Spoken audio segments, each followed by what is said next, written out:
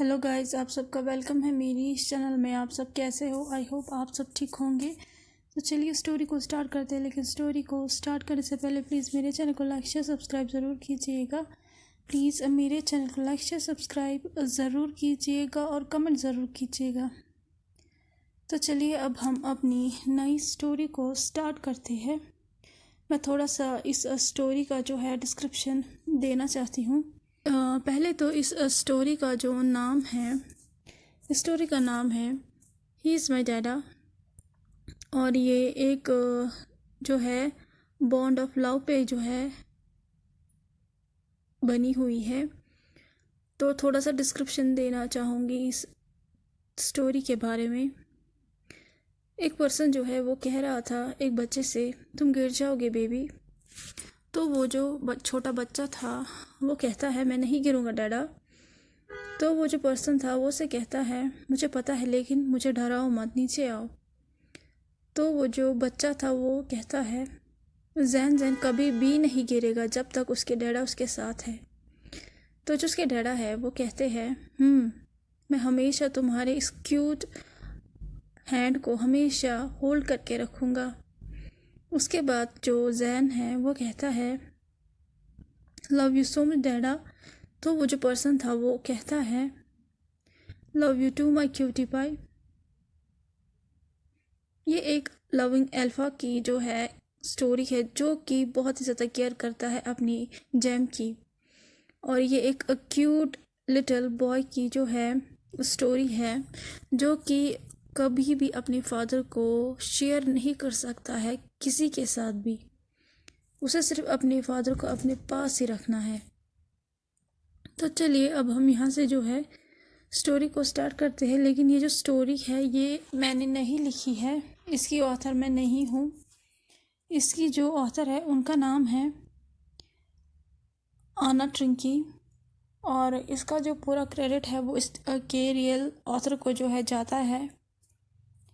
तो चलिए स्टोरी को मैं अब स्टार्ट करती हूँ। यह एक 14 साल का जो लड़का है वो अपने स्कूल यार्ड के एक स्टोन बेंच पे जो है बैठा हुआ था, और बहुत सारे जो लोग हैं वो उस बच्चे के करीब जाना चाहते थे लेकिन नहीं जा पा रहे थे, क्योंकि वो जो लड़का था 14 साल का वो एक ट्रू ब्लड अल्फ़ा था।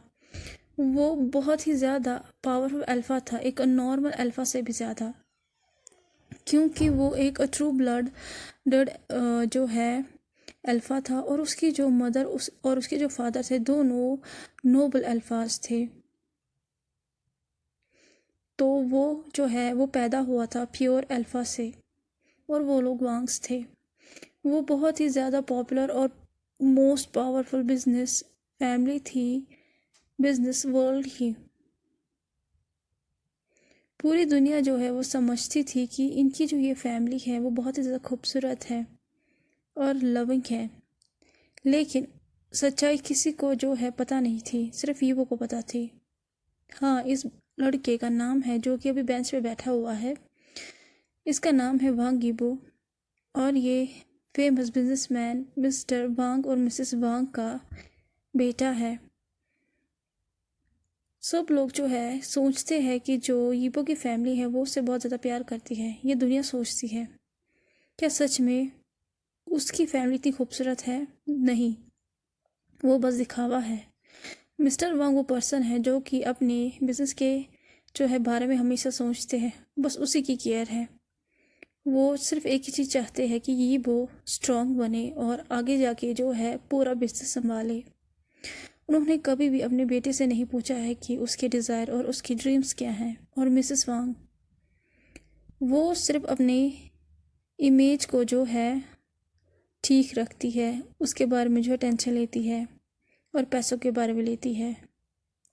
अगर हम शॉर्ट में कहें तो यीबो जो है वो एक लोनली और लवलेस लाइफ जी रहा है, इसलिए वो अभी जो है वहाँ पे बैठा हुआ है और साइलेंटली जो है सब कुछ देख रहा है दूर से। लेकिन कुछ देर बाद जो है उसे महसूस होता है कि एक और पर्सन वहाँ पे है। तो यीबो उसी तरफ घूम जाता है और वो देखता है एक खूबसूरत औरत बैठी हुई है और वो प्रेग्नेंट है।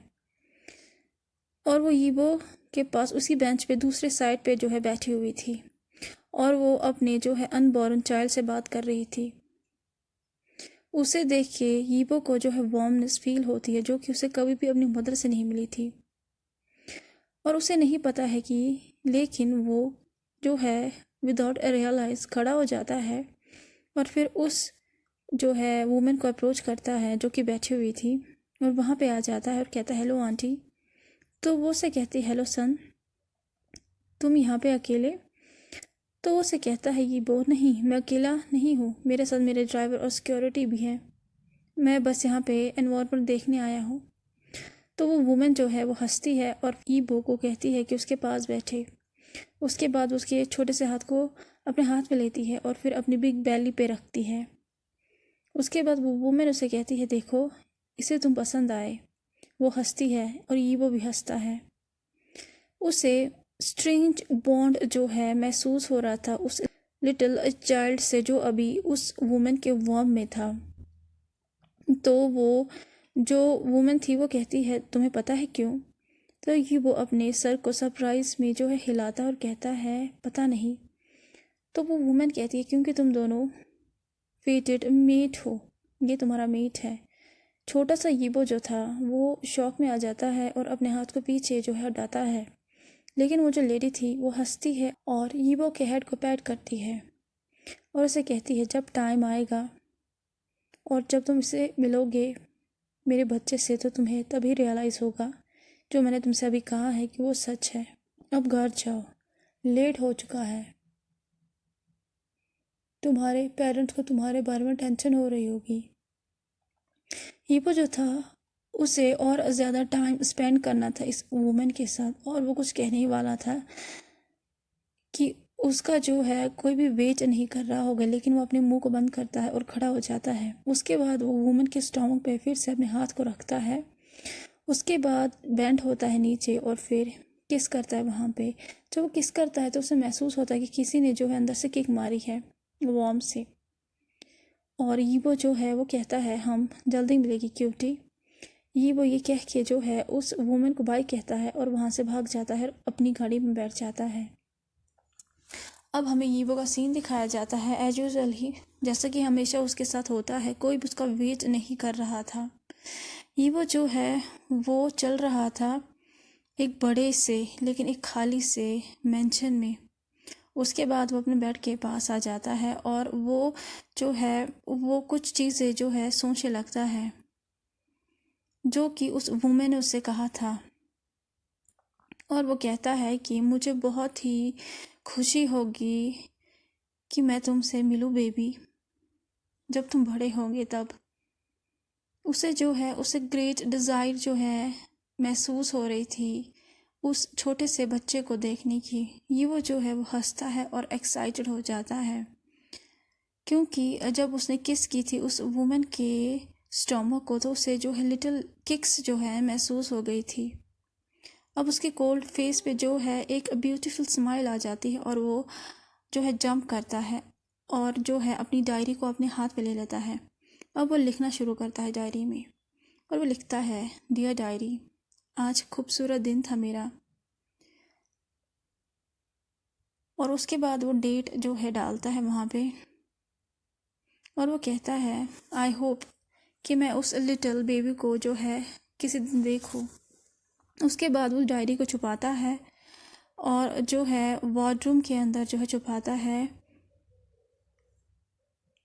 वो इसलिए उस जो है डायरी को छुपाता है क्योंकि उसे लगता है कि जो उसकी मदर है वो कुछ गलत ही समझेगी और उसे कहेगी कि तुम अपना टाइम वेस्ट कर रहे हो इन कामों में, इसलिए वो इस डायरी को छुपाता है।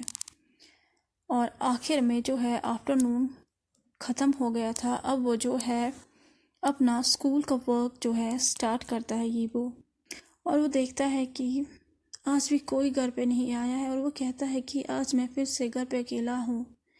एक छोटी सी आह उसके मुंह से निकलती है। 14 ईयर्स का ओल्ड यीबो जो है वो अपनी ज़िंदगी में अकेला था। तो वो कहता है कि मैं अपने अपार्टमेंट जो है जाऊंगा। यीबो जो है उसके पेरेंट्स ने उसके लिए एक अपार्टमेंट जो है ख़रीदा था क्योंकि वो बहुत ज़्यादा वेल्दी थे। वो एक पेंट हाउस था। जब जब मेंशन में कोई नहीं होता था तो यीबो वहीं पे जाता था। वांग यीबो जो है वो अपने बेडरूम से नीचे उतरता है और उसके हाथ में सिर्फ डायरी थी और उसका फ़ोन था और उसके जो क्लोथ्स थे वो थे थोड़े से। और उसके बाद वो ड्राइवर के पास जाता है और उसे कहता है कि मुझे मेरे अपार्टमेंट लेके जाओ। उसके बाद ड्राइवर जो है वो करता है और दरवाज़ा खोलता है गाड़ी का और उसे जो है बैठने में मदद करता है। उसके बाद दरवाजे को बंद करता है और दोनों जो है मैंशन से बाहर निकलते हैं। और वो कहता है इस टाइम के बाद मैं इस घर में कभी भी वापस नहीं आऊँगा। ईबो जो है वो खुद के साथ ही ये कहता है और एक लंबी सांस लेता है।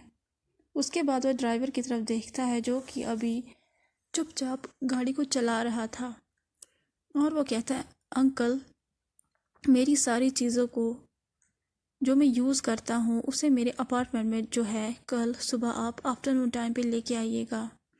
उसके बाद वो अपनी आंखों को विंडो की तरफ घुमाता है और वो कहता है कि मैं जो हूँ आज से वहाँ पे अकेले रहूँगा, मैं इस घर से थक गया हूँ।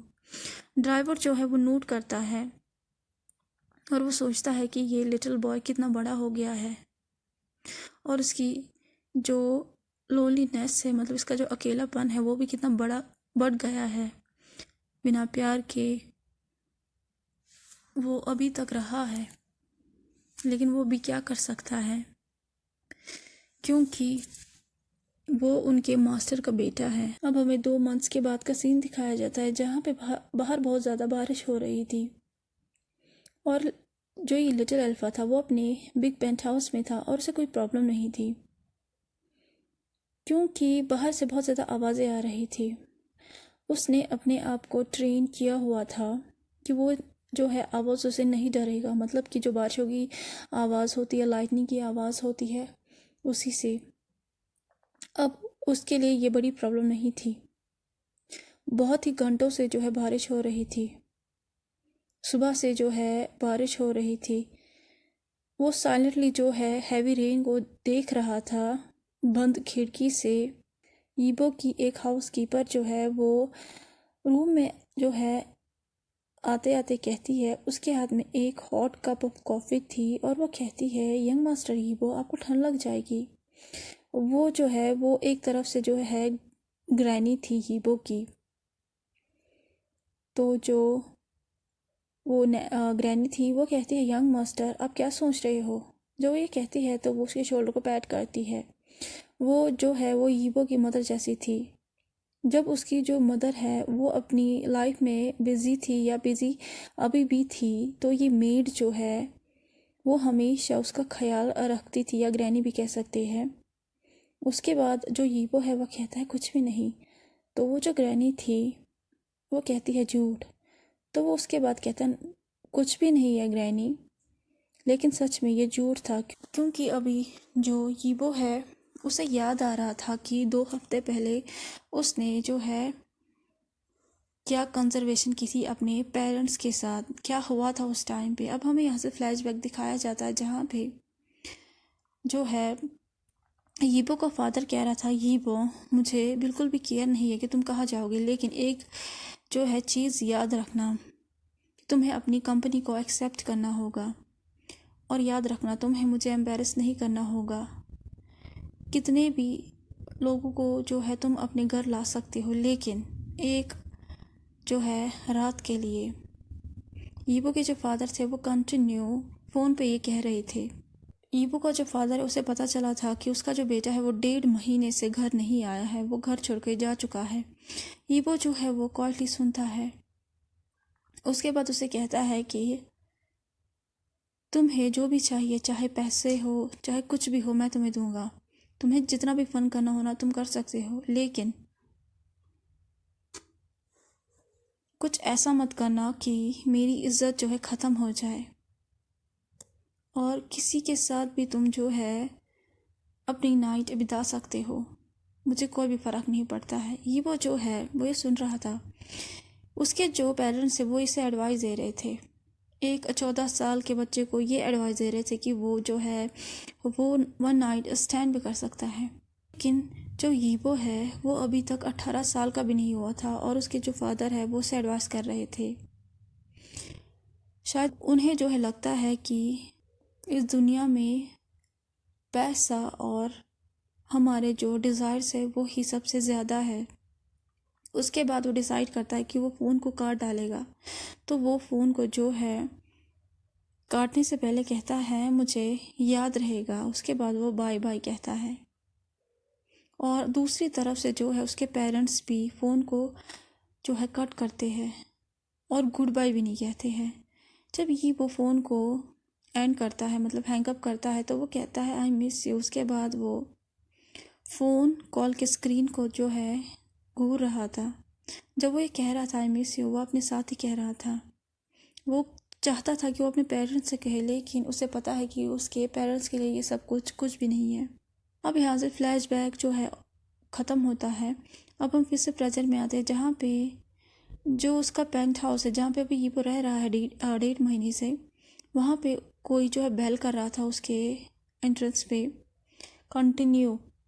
तो ये वो जो है वो खुद से ही कहता है इतनी बारिश में कौन आया है। उसकी जो आंखें थी वो विंडो की तरफ जो है लेजली जाती है। उसके बाद वो जो है सोचता है कि वो ग्रैनी को कहेगा कि दरवाज़ा खोलो। उसके बाद फिर से बेल बजती है, तो वो कहता है ग्रैनी।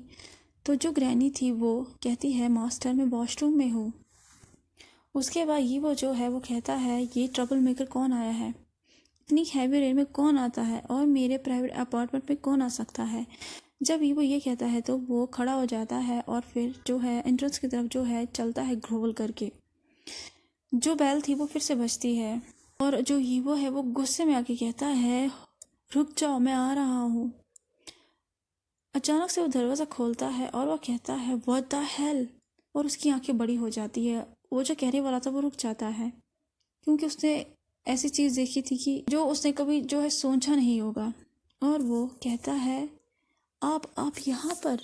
तो वो जो पर्सन था उसके सामने वो कहता है आई हेल्प डोंट। तो जो वो पर्सन थी उसके सामने वो वही औरत थी जिससे ही वो 2 महीने पहले मिला था। लेकिन उस दिन उसने जो है एक ब्यूटीफुल ड्रेस पहना था और वो हंस रही थी, लेकिन आज उसके जो कपड़े थे वो गीले हो चुके थे और वो फटे हुए थे हैवी रेन की वजह से। और उसके पैरों में कोई चप्पल भी नहीं थी और उसके पैरों से जो है खून आ रहा था और वो सलोवन भी हो गए थे। उसके जो बाल थे वो बिखरे हुए थे और ऐसा लग रहा था कि जो है उसे मारा गया है।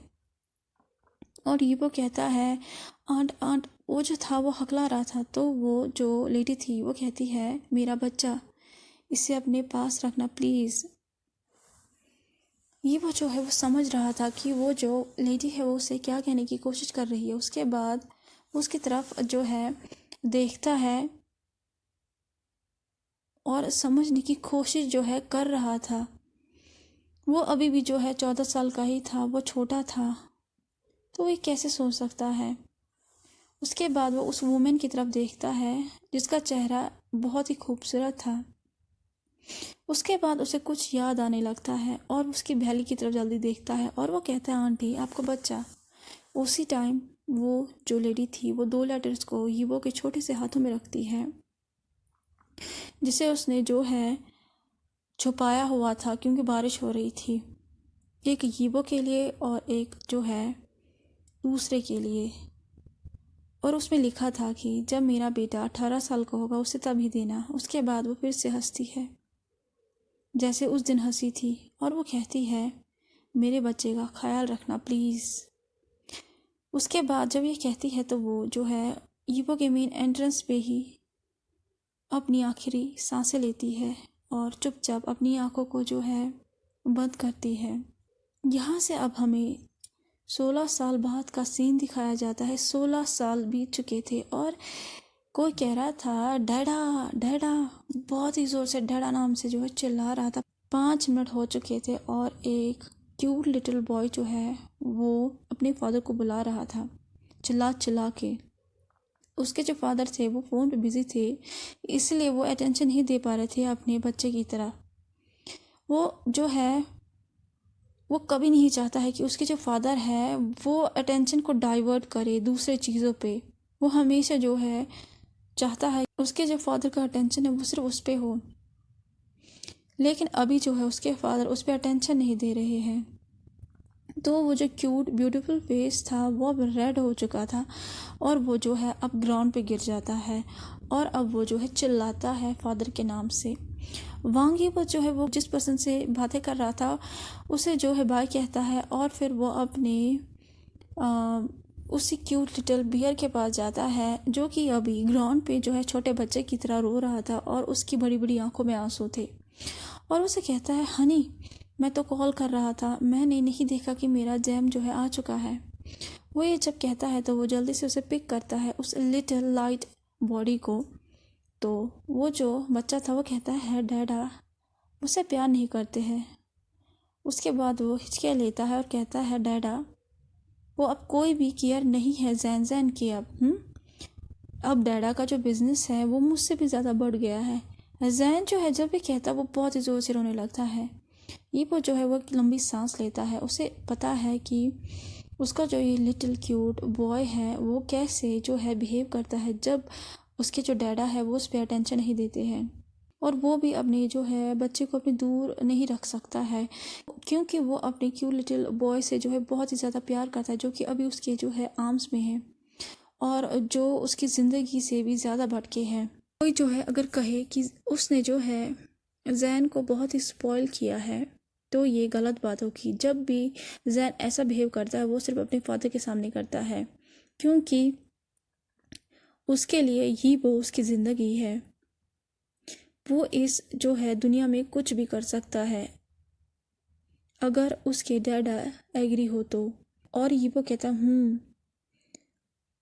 डैडा को माफ़ कर देना हनी, मैं सच में बहुत ही ज़्यादा बिजी था कंजर्वेशन में। अब रोना बंद करो। उसके बाद वो जैन का चेहरा फिर से देखता है जो कि अगली हो चुका था, अब वो सैड हो चुका है। तो जैन कहता है, मुझे माफ़ कर देना डैडा। तो उसे कहता है, क्यों? ये बहुत सरप्राइज हो जाता है इस चेंज की वजह से। तो जैन कहता है, जैन जो है वो अपनी डैडा के काम को डिस्टर्ब करता है। जब वो ये कहता है तो वो सॉफ्टली कहता है लेकिन ये वो हंसता है जेंटली। और उसके बाद वो जल्दी से एक चेयर पे जो है जो वहाँ पे करीबी थी उस पे बैठ जाता है और फिर जैन को अपनी लैब पे बिठाता है और उसे कहता है, तुमने कभी भी जो है बॉदर नहीं किया है अपने डैडा को। डैडा जो है उसे हमेशा अपनी लिटिल वन की जो है केयर है। अब सब कुछ ठीक है तो अब रोना बंद करो और अब मुझे कहो कि आज क्या हुआ। सडनली जब जैन ये सुनता है तो उसकी जो आंखें हैं उनमें शाइन आ जाता है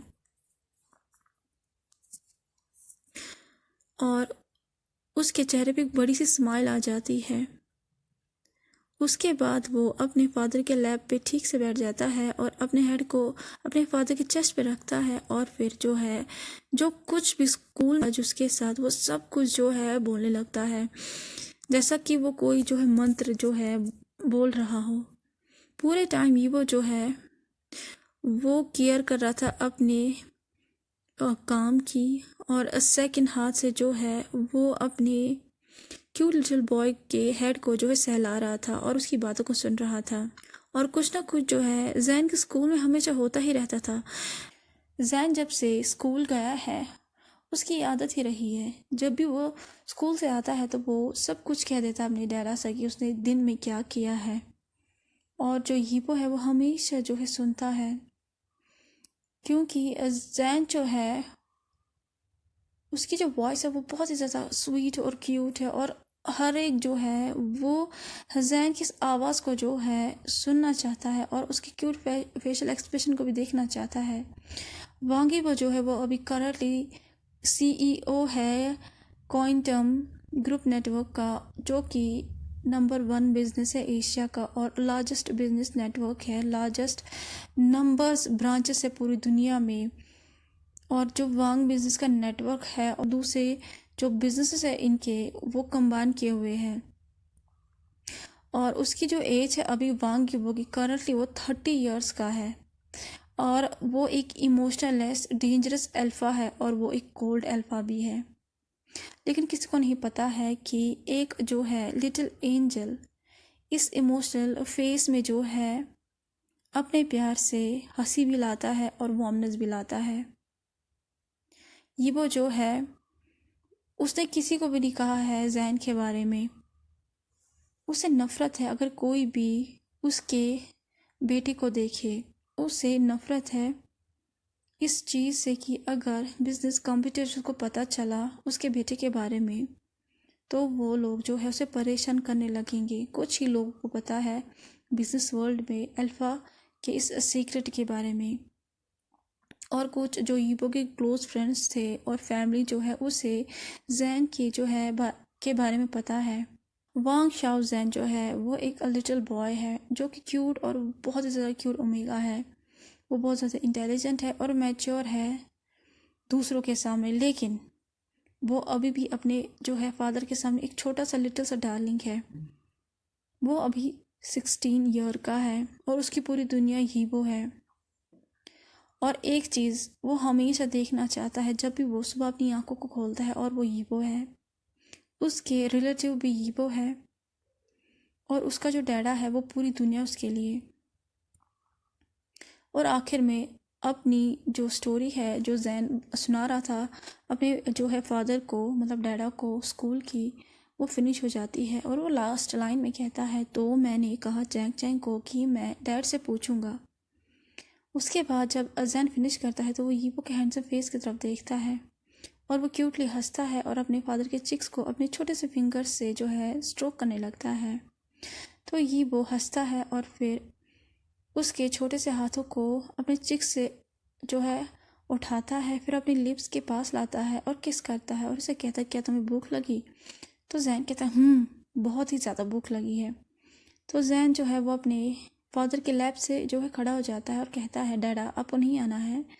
तो ये वो जो है वो लैपटॉप की स्क्रीन की तरफ देखता है और उसके चेहरे पर स्माइल आ जाती है और वो कहता है, मुझे अभी भूख नहीं लगी है स्वीटी, तुम जाओ और खाना खाओ बेबी, पहले मैं काम को फिनिश करता हूँ और उसके बाद आऊँगा। ये वो हंसता है ये कह के, और अजैन जो है वो भी हंसता है और उसके बाद वो यीबो के चिक्स पे किस करता है और फिर दरवाजे की तरफ जो है जाने लगता है। अचानक से जो है वांगीबो के नाम से कोई से बहुत ही जोर से चिल्ला के कहता है, वांगीबो। ये मिसेस वांग थी जो कि यीबो के ऑफिस रूम में जो है आ गई थी। उसके बाद वो जैन को पुश करती है जैसे कि वो एक गार्बेज है। उसके बाद वो जैन की तरफ देख के कहती है, ये सब तुम्हारी वजह से हुआ है, तुम्हारी वजह से यीबो ने हर एक प्रपोजल को रिजेक्ट कर दिया है। तुम उसकी ज़िंदगी में क्यों आए? हाँ, तुम जो है अपनी फैमिली के पास क्यों नहीं जाते हो, या तुम अपनी मदर की तरह मर क्यों नहीं जाते हो? हाँ, तुम यहाँ क्यों आए? हाँ, मिसेस वांग जब ये कह रही थी तो वो जैन के नेक को जो है पकड़ती है, ग्रैब करती है और चिल्लाती है। जैन जो है वो पेल हो चुका था क्योंकि उसे सांस नहीं आ रही थी और वो कह रहा था अगला के, मैडम मैडम वांग। वो जो है वो स्ट्रगल कर रहा था, उसे जो है सांस नहीं आ रही थी और उसकी आंखों में आंसू आ चुके थे। लेकिन कुछ ही मोमेंट्स में ही कोई जो है मिसेस वांग को पुश करता है और उसके बाद वो जैन को अपनी तरफ खींचता है। मिसेस वांग जो है गुस्से में उस पर्सन की तरफ जो देखती है और वो देखती है कि वो उसका बेटा वांग ही वो है। यीबो जो था वो बहुत ही ज़्यादा गुस्से में खड़ा था।